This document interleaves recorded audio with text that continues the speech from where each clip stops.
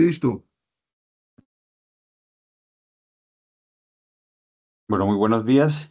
El día de hoy vamos a hablar de las actualizaciones de las guías EULAR para el tratamiento de esclerosis sistémica. Mi nombre es Juan Ramón Izaza, soy fellow de reumatología de primer año de la Universidad Pontificia Bolivariana. El contenido que vamos a tratar hoy vamos a empezar con una pequeña introducción, a explicar algunas cosas importantes de la metodología de estas guías. Vamos a mirar cuáles han sido los cambios más relevantes respecto a las precedentes. Vamos luego a revisar las recomendaciones de forma específica y vamos a mirar también cuál es la agenda futura de investigación en este tema y al final hacer unas conclusiones. Entonces, como a manera de introducción, vamos a recordar que la esclerosis sistémica, esta entidad pues se va a dar principalmente por como una respuesta inmune contra ciertos tejidos del cuerpo, principalmente va a tener un compromiso vasculopático y va a tener un compromiso de fibrosis cutánea. Este compromiso vasculopático está dentro de un grupo de manifestaciones como son las úlceras digitales, el fenómeno de Raynaud y la hipertensión arterial pulmonar. Y la fibrosis cutánea junto con alguna fibrosis de otros órganos, principalmente el pulmón, también hacen parte de un continuo fisiopatológico que se correlacionan en algunos principios y por tanto pueden tener un manejo conjunto o unas terapias que pueden tener también expresión o impacto en estos digamos, procesos fisiopatológicos.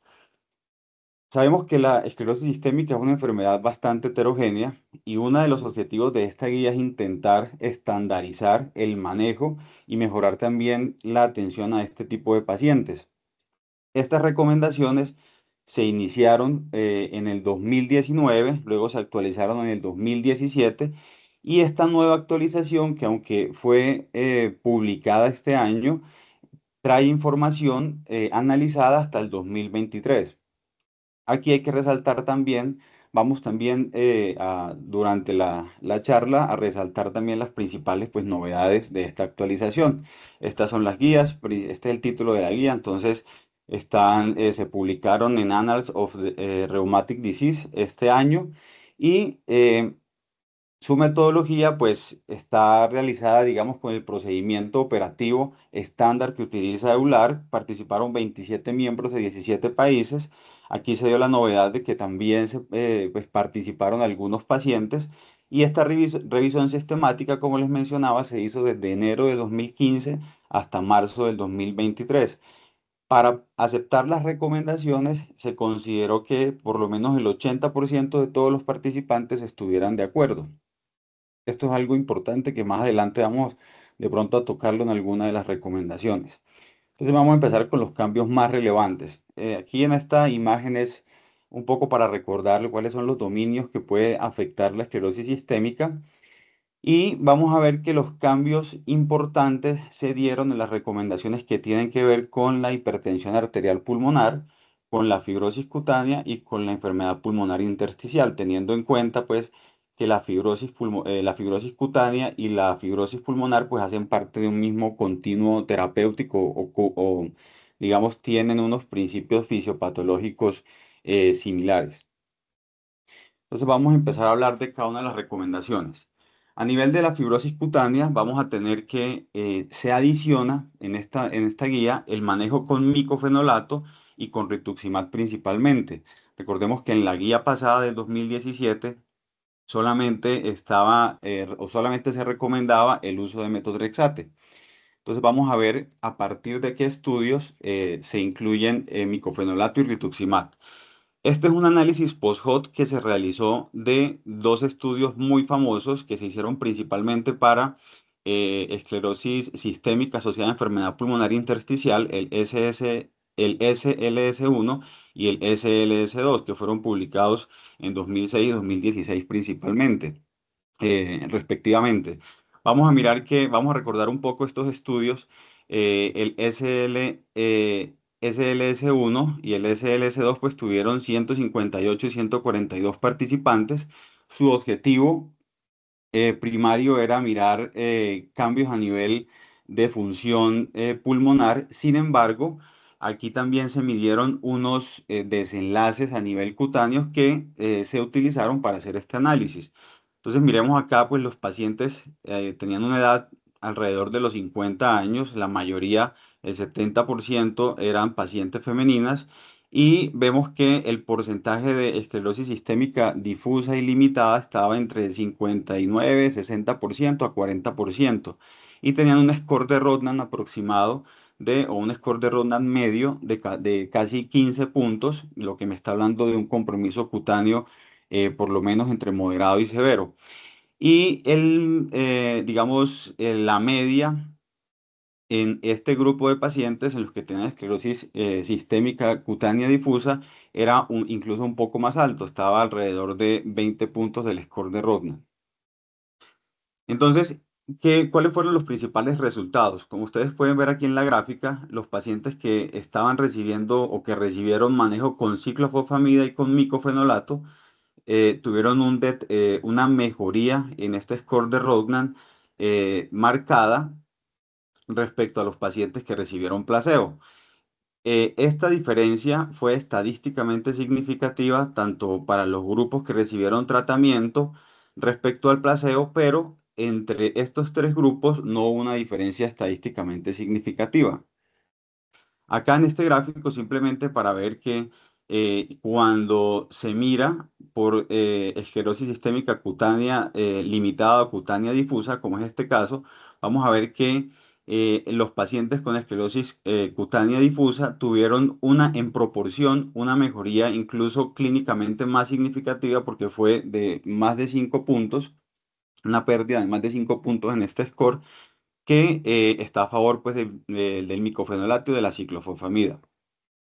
Si bien en la esclerosis cutánea limitada también hubo una mejoría, pero vemos que la proporción de cambio clínicamente significativo pues, fue menor. Acá también podemos ver cómo los pacientes que estuvieron recibiendo las terapias de intervención, entonces mejoraron proporcionalmente más de 5 unidades respecto al grupo placebo, considerando que 5 unidades o más era un resultado clínicamente significativo. Y cuando vemos los que tuvieron un deterioro de 5 puntos o más, vemos que los pacientes que estuvieron en el grupo placebo fueron los que tuvieron este deterioro. Eso también fue estadísticamente significativo y de este modo, entonces, el análisis post-hoc que se realiza de estos dos estudios grandes mencionados previamente, pues sugiere que tanto el micofenolato como la ciclofosfamida pues son eficaces para mejorar la fibrosis cutánea en este grupo de pacientes. En el 2021, entonces se publica este ensayo clínico donde se evalúa el rituximab. Esto es, digamos, se realiza principalmente, el objetivo primario era evaluar el cambio en el score de Rodnan a las 24 semanas y también tenía un objetivo secundario que de pronto pues, lo vamos a hablar más adelante, que era mirar también el efecto a nivel pulmonar. ¿Cuáles eran los criterios de inclusión clave en este estudio? Uno, que los pacientes tuvieran un score de Rodnan de 10 o más y que estuvieran recibiendo una dosis de prednisolona por debajo de 10 miligramos. También que los pacientes pues, no estuvieran recibiendo ningún otro medicamento inmunosupresor. Vamos a mirar las características basales. Entonces, también la mayoría de los pacientes fueron mujeres, la edad alrededor de los 50 años. Aquí vamos a ver que el score de Rodnan estuvo equilibrado en los dos grupos, 14,4 para el grupo de rituximab y 15,7 para el grupo placebo. Y acá vemos que la mayoría de estos pacientes tenían entonces compromiso pulmonar. Esto lo vamos a hablar más adelante, pero pues de una vez dejarlo acá marcado. Sin embargo, el porcentaje de compromiso de la capacidad vital forzada, pues no era, digamos, pues no era, era severa, era algo simplemente leve. Acá miramos entonces cómo se fue dando la mejoría en el score de Rodnan en el grupo de rituximab. Aproximadamente estos pacientes mejoraron 6 puntos de su score de Rodnan versus los pacientes en placebo que se deterioraron o aumentaron en aproximadamente 2 puntos. Esto fue estadísticamente significativo y se consideró entonces que la diferencia era de aproximadamente 8 puntos del rituximab versus placebo. Respecto a los eventos adversos, hay que pues, resaltar en este estudio que si bien se presentaron eventos adversos en ambos grupos y fueron bastante frecuentes, siendo el más frecuente la infección del tracto respiratorio superior, esta diferencia no fue pues, significativa, o no hubo diferencia entre los dos grupos y los eventos adversos serios estuvieron por debajo del 5%. Entonces esto nos habla de pues una seguridad importante del rituximab y como vieron, pues también un impacto en la capacidad vital forzada, perdón, en el score de Rognan en este grupo de pacientes.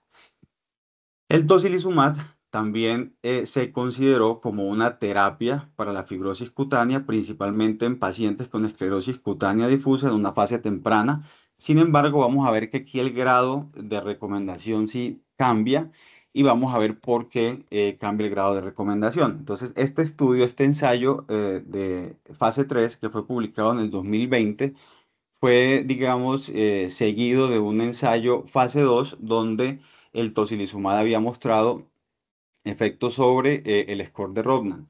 En este estudio fase 3, entonces, el objetivo era evaluar la seguridad y la eficacia tanto en fibrosis cutánea como en enfermedad pulmonar intersticial. Vamos a iniciar primero revisando los desenlaces en compromiso cutáneo. Aquí simplemente para resaltar que en este estudio, pues en términos generales, los pacientes que se randomizaron versus los pacientes que terminaron el estudio, pues fue digamos, las pérdidas estuvieron alrededor del 10%, lo que hace que sea una baja proporción de pérdidas. Vamos a mirar aquí que estos pacientes tuvieron una edad de alrededor de los 50 años. Aquí ellos también nos indican cuáles pacientes fumaban o la proporción de pacientes fumadores, la duración de la enfermedad digamos, desde el primer síntoma no reinó hasta el diagnóstico era aproximadamente de 17 meses para el grupo placebo versus 17 meses también para el grupo de tocilizumab. Aquí estamos hablando entonces que estos pacientes tenían un diagnóstico de menos de 2 años y además de eso, pues tenían un compromiso cutáneo importante. Ellos también quisieron ver dos variables en este estudio y fue aquellos pacientes que tenían interleuquina 6 por arriba de 10 versus los que tenían la interleuquina por debajo de 10 y aquellos que tenían unos reactantes de fase aguda aumentado. Esto es fundamental porque ellos consideraron que los pacientes que estaban en el grupo de tocilizumab tenían los reactantes de fase aguda mucho más elevados. Acá vemos entonces la diferencia a 48 semanas de placebo versus tocilizumab. Entonces, acá ellos primero hacen una evaluación a 24 semanas. La diferencia, pues en realidad no es relevante el cambio que hay en el score de Rodnan. A las 48 semanas, digamos, la diferencia aumenta. Sin embargo, cuando hacen el análisis estadístico, esta diferencia no fue estadísticamente significativo.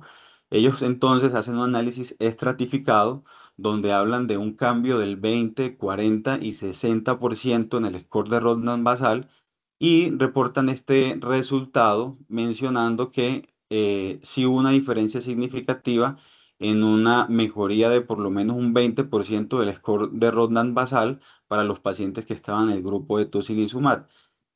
Sin embargo, 72% versus 50%. Sin embargo, si nosotros miramos la tabla, también vamos a encontrar que cuando se ve el grupo de los pacientes que mejoraron en un 60%, el porcentaje es mayor en los pacientes del grupo placebo. Entonces, acá, digamos, hay una inconsistencia en estos resultados que pues no, pues, no permitieron definir claramente que este medicamento pudiera o tuviera una tendencia clara a mejorar el score de Rodnan, a tener un impacto en la parte cutánea. Entonces, esta es la recomendación que ellos dan, pero tenemos que tener en cuenta estos puntos que les mencioné.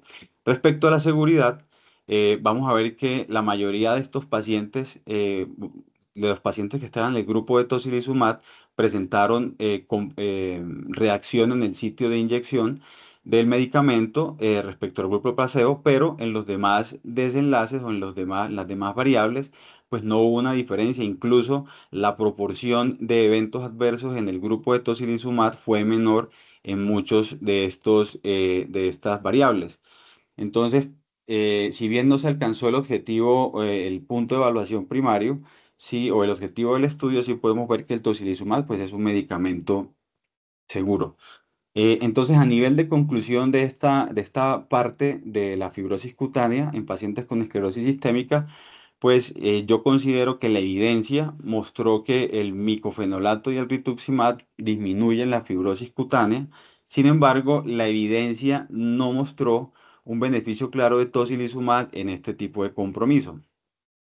Cuando pasamos a mirar o a revisar la enfermedad, los desenlaces en enfermedad pulmonar intersticial y los cambios que se dieron, entonces acá hay unos cambios muy importantes. Se incluye ya el micofenolato y el rituximab como una nueva recomendación. Recordemos que ya para el 2017 la ciclofosfamida por el estudio SLS1 ya estaba incluida, pero acá el abanico de posibilidades aumenta. Entonces el estudio SLS2, que es el que me compara, o digamos, si me compara el desenlace de capacidad vital forzada de ciclofosfamida versus micofenolato, entonces me va a mostrar como el micofenolato pues es no inferior a la ciclofosfamida. Que hay que tener en cuenta que la hipótesis que ellos manejaron inicialmente en este estudio era que el micofenolato no solamente era no inferior, sino que era mejor tolerado y podía tener unos efectos más duraderos en el tiempo respecto a ciclofosfamida. Aquí para mirar la tabla, para mirar pues cómo era el estado basal de estos pacientes, entonces vemos que la edad también está alrededor de los 50 años, mayor proporción de mujeres también, como en los estudios precedentes. Vamos a mirar acá que había una proporción de más pacientes con esclerosis sistémica cutánea difusa y la capacidad, el porcentaje de la capacidad vital forzada respecto al predicho era mucho menor, lo que del 60% aproximadamente, lo que me está hablando de un compromiso pulmonar entre moderado y severo.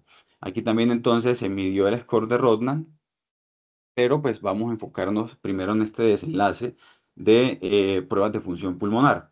Entonces, como podemos observar aquí en esta gráfica, vemos que el micofenolato y la ciclofosfamida pues mejoraron el porcentaje de la capacidad vital forzada en el tiempo, teniendo un pico más importante o un pico más marcado entre el mes 9 y el mes 12 y que se mantuvo hasta el mes 24 tanto en el grupo de ciclofosfamida como en el grupo de micofenolato. Entonces, si aquí pues podemos ver que estos dos medicamentos tuvieron un efecto estadísticamente significativo, sin embargo, la diferencia entre ellos dos no fue estadísticamente significativa.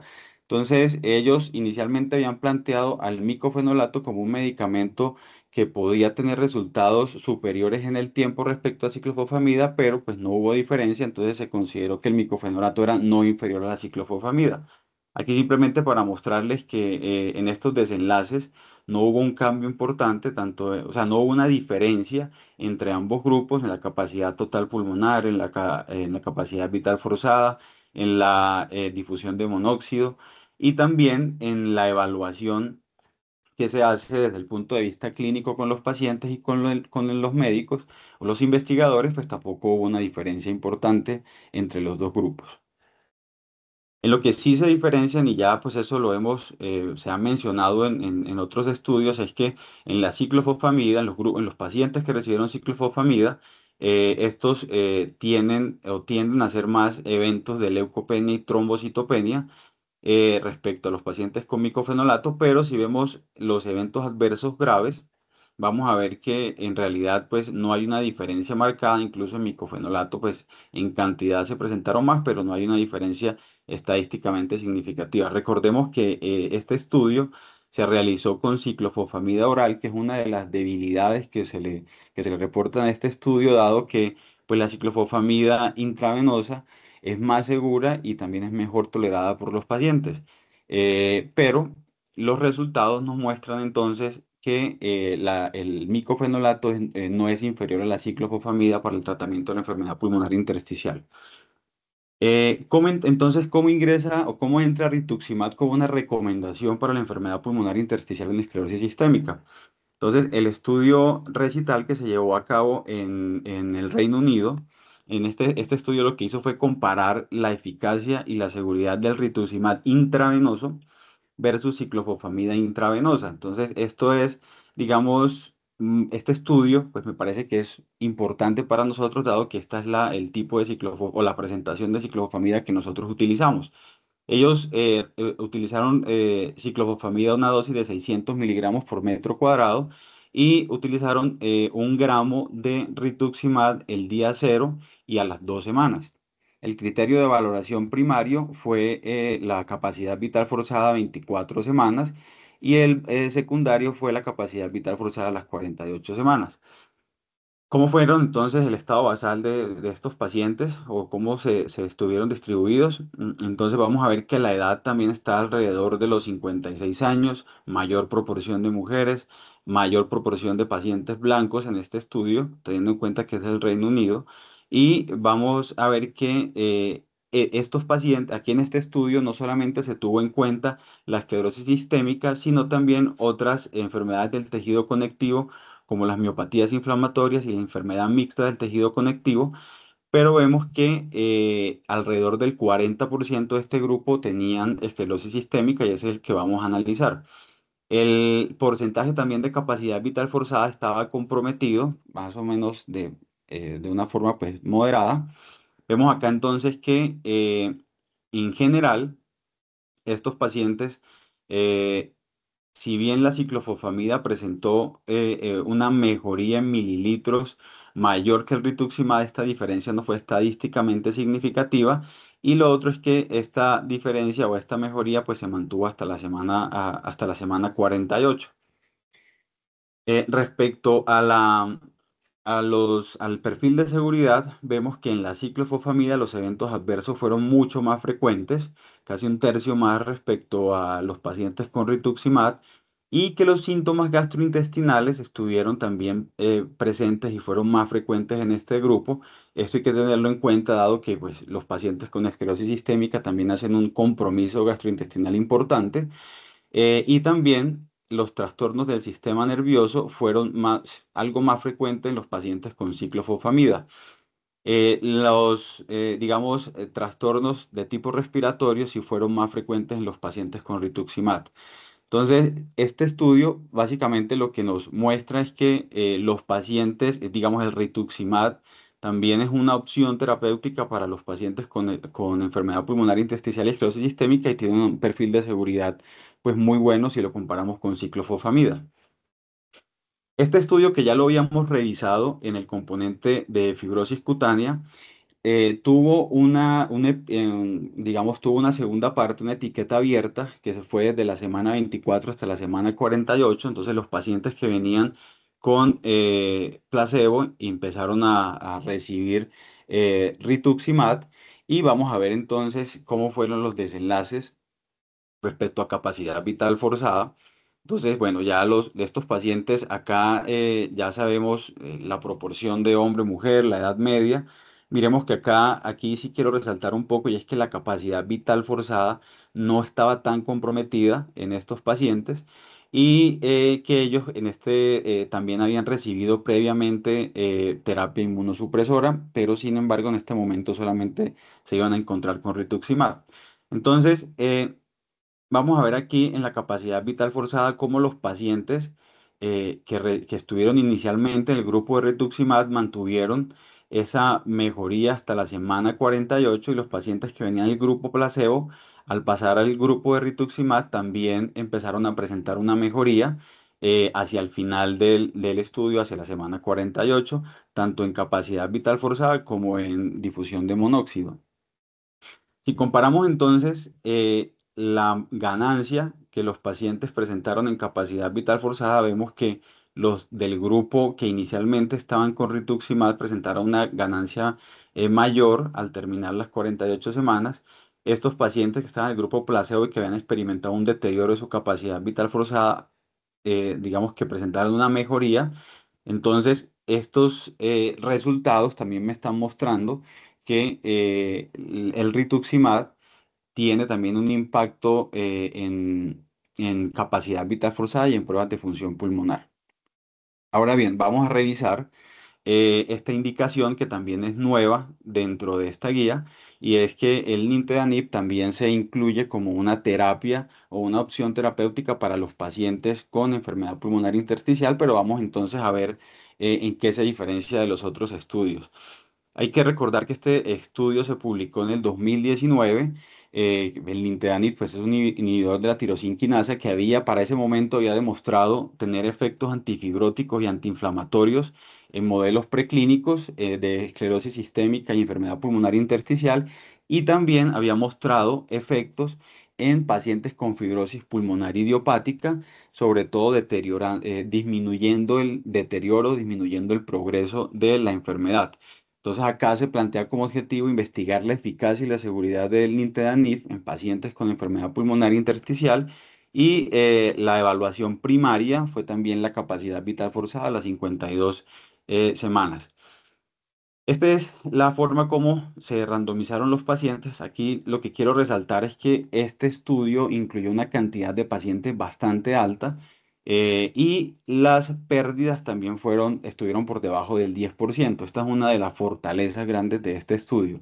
Otra de las fortalezas importantes es que este estudio estuvo, digamos, muy bien equilibrado entre los dos grupos. También lo mismo, mayor proporción de mujeres, edad alrededor de los 54, 55 años, tenía una capacidad vital forzada comprometida, y una difusión de monóxido también comprometida. Acá también evaluaron ellos score de Rodnan, para lo cual pues, no hubo diferencia al final, pero pues recordemos que esto estaba enfocado era en pruebas de función pulmonar. Aquí entonces vamos a ver los resultados. Vemos cómo los pacientes del grupo de nintedanib si bien hubo un deterioro de su capacidad vital forzada, esta fue menor respecto al grupo placebo y fue estadísticamente significativa. Acá en este gráfico, pues la idea es mirar cómo la mayor parte de los datos de los pacientes que estuvieron en el grupo de nintedanib se ubicaron digamos, hacia el cero, hacia un menor deterioro respecto a los pacientes del grupo placebo. Y acá vemos cómo este efecto del nintedanib se mantuvo hasta la semana 52 y disminuyó la velocidad o disminuyó el deterioro con que se estaba presentando o se estaba perdiendo la capacidad vital forzada respecto al grupo placebo. Em, entonces, si bien aquí hay algo que mencionar, es que si bien la capacidad vital, el deterioro de la capacidad vital forzada se disminuyó respecto al grupo placebo, cuando vemos los cuestionarios de percepción clínica del paciente, pues no hubo una diferencia estadísticamente significativa. Entonces, si bien el deterioro se pudo controlar, el deterioro de la capacidad vital forzada, esto pues no se tradujo en una percepción pues por parte del paciente.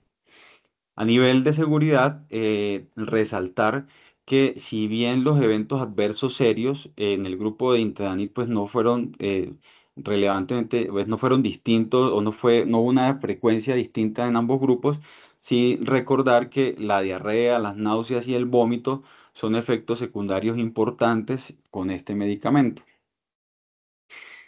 Por último, vamos a revisar entonces la evidencia de tocilizumab de enfermedad pulmonar intersticial. Esta también se basa en el estudio que mencionaba previamente.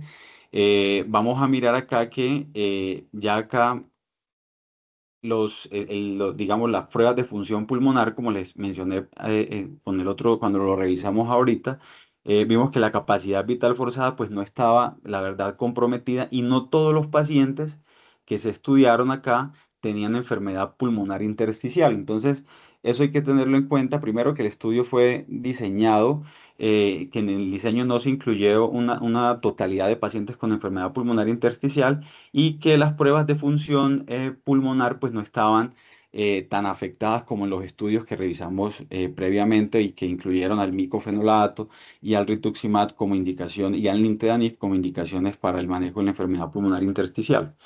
Entonces, Acá vemos esta gráfica, la gráfica A y la gráfica C incluyen todos los pacientes. Ellos le midieron la capacidad vital forzada a todos los pacientes, los que tenían enfermedad pulmonar intersticial y los que no la tenían.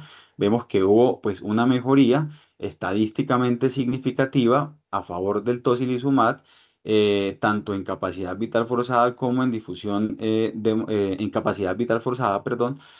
Y acá, cuando revisamos ya el grupo de pacientes con enfermedad pulmonar intersticial, también vemos este beneficio en en ambos grupos, y esto pues fue estadísticamente significativo a favor del tocilizumab, pero haciendo la salvedad de que no era una capacidad vital forzada muy comprometida, lo que pues hay que tener en cuenta en el momento de considerar este medicamento. Entonces, a manera de conclusión y pues de opinión personal, considero también que la ciclofosfamida, el micofenolato y el rituximab pues tienen la capacidad de modificar el curso de la enfermedad pulmonar intersticial, que viene siendo como la diferencia marcada de estos tres medicamentos respecto al nintedanib, que si bien no mostró que pudiera modificar el curso de la enfermedad, pues sí disminuye la velocidad con que la capacidad vital forzada se va a deteriorar, aunque pues no, esto no se tradujo en una percepción pues por parte de los pacientes a nivel de su clínica. Y respecto al tocilizumab, vemos que en pacientes con enfermedad pulmonar intersticial temprana y que tienen una afectación pulmonar leve, por lo menos en capacidad vital forzada, pues puede ser una opción de tratamiento. Este es el flujograma que nos muestra la guía. Entonces vemos cómo pues, las opciones o el abanico de posibilidades para enfermedad pulmonar intersticial aumenta. Vemos que el micofenolato, el rituximab y la ciclofosfamida pues, son, digamos, alternativas importantes o las alternativas de primera línea en mi concepto.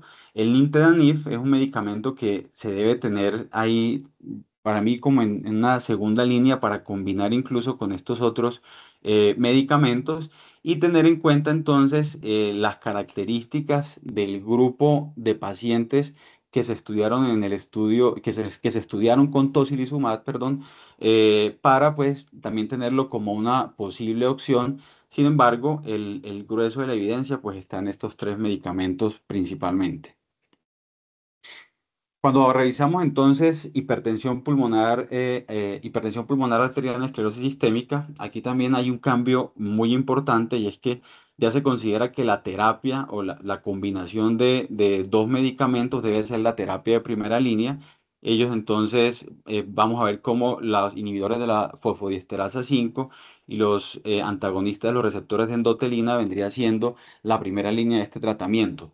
Entonces, la evidencia proviene principalmente de dos análisis post-hoc que se realizaron del estudio Ambition, que estuvo pues una participación importante de pacientes, aproximadamente 500 pacientes. Sin embargo, estos pacientes tenían principalmente, había un subgrupo de pacientes con esclerosis sistémica, dado que la mayor parte de estos pacientes o el estudio estaba enfocado en pacientes con enfermedades del tejido conectivo. Entonces, acá también se tuvo en cuenta lupus, también se incluyeron pacientes con enfermedad mixta del tejido conectivo, pero en el grupo de pacientes con esclerosis sistémica, pues fue el grupo más grande. En general eran 187 pacientes, pero pacientes con esclerosis sistémica eran 118 pacientes. Aquí está la proporción entre esclerosis sistémica cutánea difusa y cutánea limitada. Y vemos cómo acá tenían una media de diagnóstico de aproximadamente 20 meses respecto al diagnóstico y al inicio de la terapia. La edad era alrededor de los 60 años, mayor proporción también de mujeres, y vemos que tenía una clase funcional pues bastante comprometida, una clase funcional 2 y 3 eran los pacientes que se incluyeron. Y acá también resaltar el nivel del péptido natriurético, que estaba elevado en ambos grupos. Sin embargo, algo estaba más elevado en el grupo de la terapia combinada. Vamos entonces a mirar cómo este estudio o este análisis post-hoc, entonces acá lo que me está mostrando es el tiempo que los pacientes estuvieron libres de recaídas, o el tiempo en el que los pacientes presentaron fracaso terapéutico. Ya vamos a mencionar o vamos a explicar un poco qué es fracaso terapéutico, pero vemos que la mayor proporción de pacientes que presentaron fracaso terapéutico estaban en el grupo de los pacientes que recibieron monoterapia. Los pacientes que recibieron terapia combinada entonces tenían menos probabilidad de tener un fracaso terapéutico. Esto tuvo un hazard ratio de 0,4 se consideró entonces con este intervalo de confianza y se consideró que la terapia combinada reducía en un 56% la probabilidad de tener un fracaso terapéutico. ¿A qué le llamaron fracaso terapéutico? Entonces, estas son las variables que se definieron como fracaso terapéutico: muerte, primera hospitalización, progreso de la enfermedad, deterioro clínico, o que no tuviera una respuesta clínica al inicio. Y vemos que donde más tuvo impacto la terapia combinada fue en el grupo de los pacientes respecto a la primera hospitalización y respecto a la no respuesta clínica si lo comparamos con el grupo de de monoterapia. Respecto a los eventos adversos, simplemente aquí mencionar que el edema periférico fue más frecuente en los pacientes con terapia combinada y que los eventos adversos serios no fueron mayores en este grupo. En cambio, sí, en el grupo de Tadalafil sí fueron pues fueron mayores respecto a los grupos anteriores, lo que hace que esta indicación pues sea segura para los pacientes. Este es otro análisis post-hoc del mismo estudio, del estudio Ambition. Sin embargo, acá el grupo de pacientes fue mayor, dado que aquí se incluyeron pacientes, o se incluyeron los pacientes en el análisis por intención a tratar. Y también ellos intentaron mirar algunas características, sobre todo hemodinámicas, para ver qué me podía predecir la respuesta a la terapia combinada. Digamos acá simplemente para mostrar que el grupo pues, de pacientes con esclerosis sistémica aumentó, pero las características basales no presentaron ningún cambio. Y vamos a ver que los resultados también fueron consistentes con el análisis previamente mostrado, con un hazard ratio también de 0,46, con un intervalo de confianza entre 0,2 y 0,8, y una disminución de la probabilidad de un fracaso terapéutico de 53,7% para los pacientes que recibieron terapia combinada. Entonces, de esta forma, vemos que esta nueva indicación pues se basa en una disminución del riesgo de fracaso terapéutico importante y que al analizarlo desde dos formas, los resultados pues son consistentes. Ya vimos el análisis de seguridad, vimos que pues era también la combinación era una terapia segura. Otra recomendación adicional que dan acá en esta guía es la que tiene que ver con los pacientes con la anticoagulación con warfarina para los pacientes que tienen hipertensión pulmonar arterial sin otra indicación de anticoagulación. Entonces, acá no se recomienda el uso de anticoagulantes. Vamos a mirar cuál es la evidencia. Acá esto es un metaanálisis donde se incluyen pues, pacientes con hipertensión pulmonar, hipertensión arterial idiopática, con hipertensión arterial asociada a enfermedades del tejido conectivo y la otra inducida por medicamentos. Acá ustedes ven que aquí podemos ver pues que la tendencia va a ser a que estos pacientes, digamos que a que sea a favor del control y en contra del uso de anticoagulación. Sin embargo, aquí vemos un estudio que nos arrastra un poco hacia favor de anticoagulación. Sin embargo, cuando vemos la indicación o vemos, ahondamos un poco más, vemos que esta terapia este estudio, perdón, es un estudio retrospectivo. Entonces se analizaron los tres estudios prospectivos y esto pues cambió el análisis estadístico. Acá ya tuvo un hazard ratio eh, a favor del control y del no uso de warfarina de 1,5, con un intervalo de confianza por arriba de 1 y con una P pues estadísticamente significativa. Entonces de esta forma pues se hace la indicación en contra del uso de warfarina en estos pacientes. Esto es simplemente para mencionar que, pues al ser estudios, fueron estudios observacionales, pues sí tienen de pronto alta probabilidad de imprecisiones, pero de todos modos son estudios que tienen un pues, nivel de evidencia importante. Entonces, ¿en qué cambia el flujograma? Pues principalmente es que aquellos pacientes que vienen sin tratamiento, pues les vamos a iniciar un tratamiento combinado.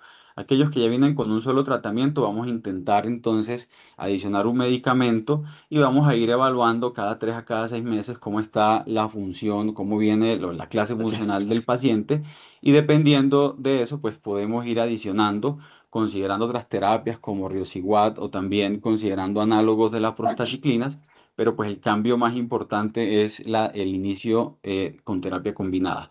Entonces, a manera de conclusión, acá de esta sección vemos que hay evidencia que justifica entonces el uso de terapia combinada en estos pacientes y que también existe pues evidencia en contra de la anticoagulación con warfarina sin que los pacientes tengan alguna otra indicación. Entonces, estos tres componentes fueron los que presentaron mayores cambios.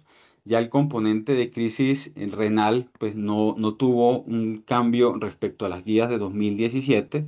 Los IECA siguen siendo la indicación que se deben usar de forma inmediata cuando se hace el diagnóstico, cuando se sospecha el diagnóstico de crisis renal y también evitar en estos pacientes el uso de glucocorticoides y en aquellos que se están usando, pues hacer un monitoreo frecuente de la presión arterial, pues para evitar o para adelantarnos a una posible compromiso renal.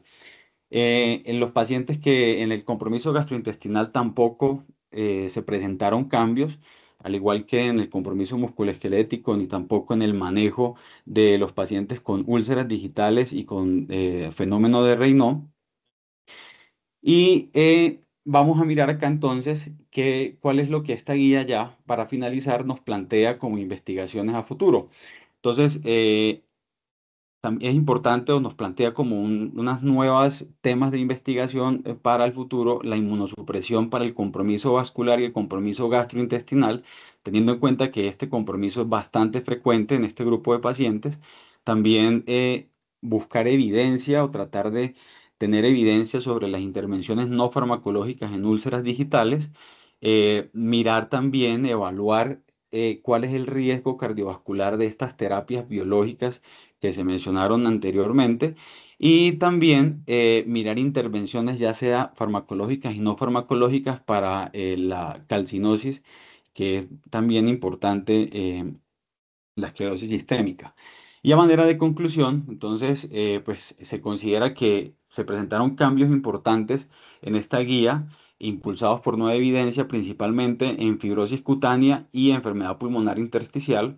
El rituximab, entonces, aquí emerge como una opción relevante para estas dos indicaciones y que pues teniendo en cuenta que esta es una enfermedad bastante heterogénea, con muchas manifestaciones, pues se debe hacer un enfoque individualizado y multidisciplinario en este grupo de pacientes.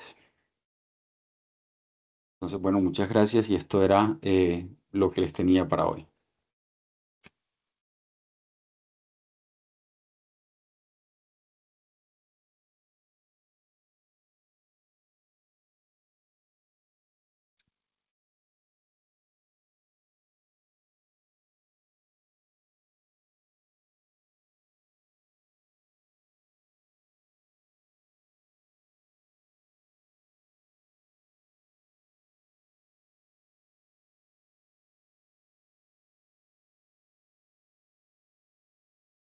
Y el Muy profe bien. que está. Muchas gracias por tu revisión, estuvo muy completa, te felicito. Ah, muchas gracias.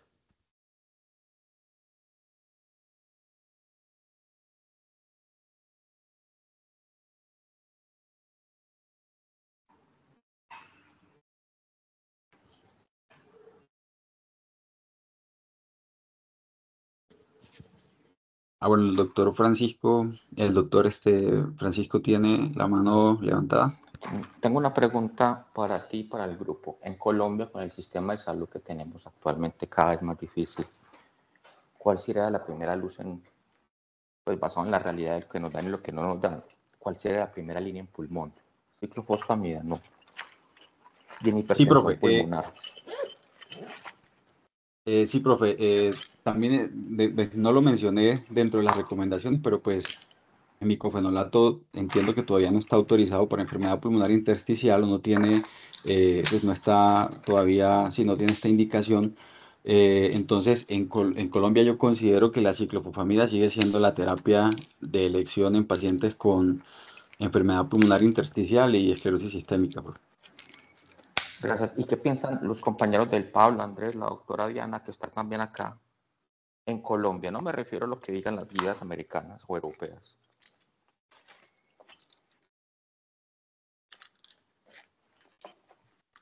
En Colombia es PBS la ciclofosfamida y podemos utilizar micofenolato y rituximab con indicación UNIRS.